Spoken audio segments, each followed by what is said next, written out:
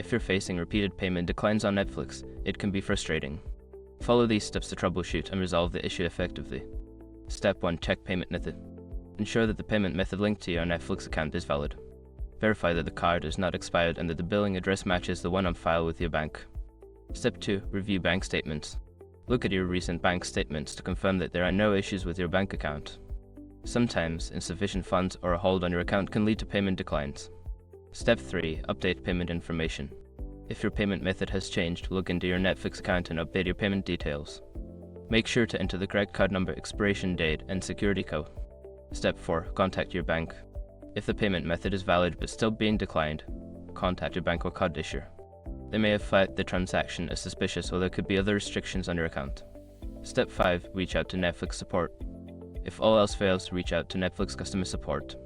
They can provide specific information about why your payment is being declined and help you resolve the issue.